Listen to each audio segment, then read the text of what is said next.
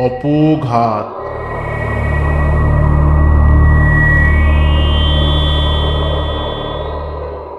অভয় চটকলে কাজ করে, বাড়ি থেকে সাইকেল নিয়েই যাতায়াত করে।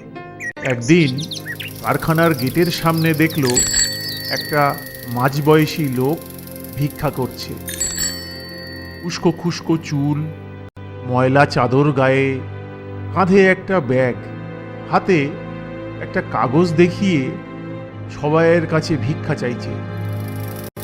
অভয় সাইকেল থেকে নামতেই তাকে বলল, বাবু, একটা টাকা দেবেন?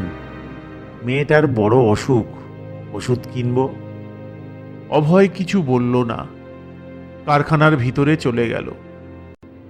মনে মনে ভাবল, হায় রে পোড়া কপাল, সারা মাস খেটে খুটে পাই তো 2 টাকা, তার উপরে ছুটি ছাটা হলে মাইনে কাটা যায়। সারা মাসে হাত খরচ বলতে কিছুই থাকে না। অভয় কাজ থেকে ফেরার সময় লক্ষ্য করল, না, লোকটা দাঁড়িয়ে নেই। পরের দিন দেখল লোকটা একইভাবে ভিক্ষা করছে।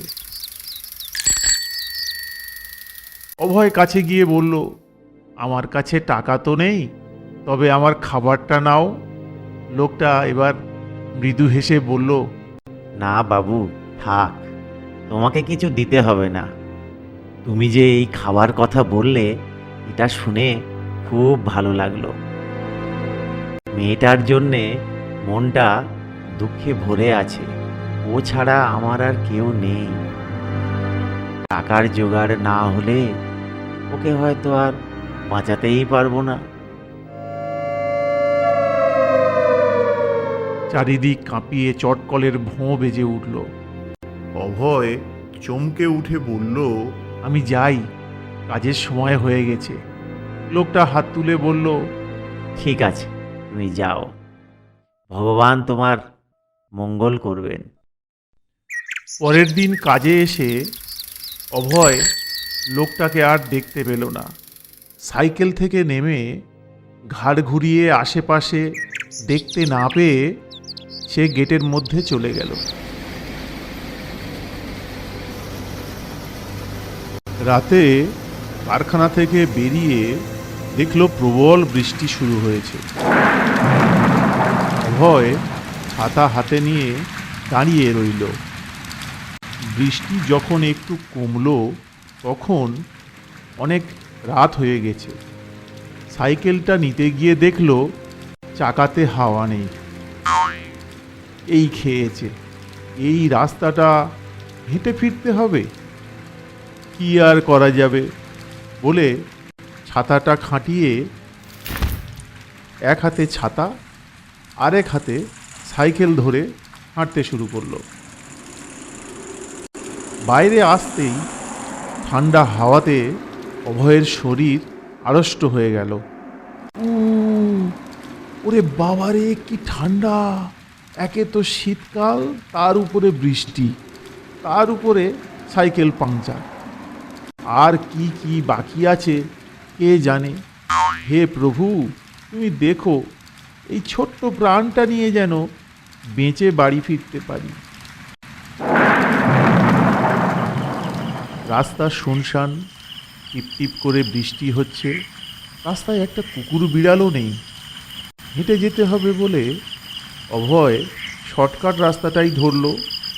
এই রাস্তাতে একটু জঙ্গল পড়ে, তবে যা হোক, তাড়াতাড়ি বাড়ি ফেরা যাবে। রাস্তা দিয়ে চলেছে, চারিদিকে বড় বড় গাছ, এত অন্ধকার যে ঠিকমতো রাস্তা দেখা যাচ্ছে না। বিদ্যুতের আলোতে পথ চলতে হচ্ছে। ভয়ের একটু ভয় ভয় করছে, তবে রাতে চলার অভ্যাস আছে। কিছুক্ষণ চলার পর সামনে রাস্তার উপর 2টো উজ্জ্বল আলো। অভয় দাঁড়িয়ে পড়ল। কিছুক্ষণ দেখার পর বুঝল এটা শেয়াল অথবা খটাস হতে পারে। কি করা যায়, এই রাস্তা দিয়েই যেতে হবে। মনে সাহস জুগিয়ে জোরে হেঁকে উঠল আর সাইকেলের বেল বাজাতে লাগলো। ভয় পেয়ে প্রাণীটা পাশের জঙ্গলে চলে গেল। এই সময় বৃষ্টিটা একটু জোরে এলো। কখন যে থামবে এই বৃষ্টি কে জানে, হয়েই চলেছে। অভয় চলতে শুরু করলো। কিছুটা চলার পর হঠাৎ বিদ্যুতের আলোতে দেখলো দুজন মানুষ রাস্তার ধারে দাঁড়িয়ে রয়েছে। অভয়ের সন্দেহ হলো, এত রাতে জঙ্গলের মধ্যে দুজন মানুষ দাঁড়িয়ে আছে কেন? অভয় তাড়াতাড়ি এগিয়ে গিয়ে দেখল না, কেউ নেই। এবার অভয়ের গাটা ছমছম করতে লাগলো। হঠাৎ একটা দমকা বাতাস তার কানের কাছে যেন ফিস ফিস করে কিছু বলে গেল। অভয় বাড়ির দিকে তাড়াতাড়ি পা চালালো। সে অনুভব করলো বাতাসের মধ্যে তারা যেন ফিস ফিস করে কথা বলছে। সে চলেছে। কিছুক্ষণ পর ছাতাটা মাথার উপর কিছু একটাতে আটকে গেল। কয়েকবার ছাতাটা ধরে টানাটানি করলো, কিন্তু না, ছাড়লো না। গাছের ডাল আটকে গেছে ভেবে অন্ধকারে হাত বাড়িয়ে ছাড়াতে গিয়ে যে জিনিসে হাত লাগলো তাতেই অভয়ের শরীর হিম হয়ে গেল। এরপর বিদ্যুতের এক ঝলকে দেখল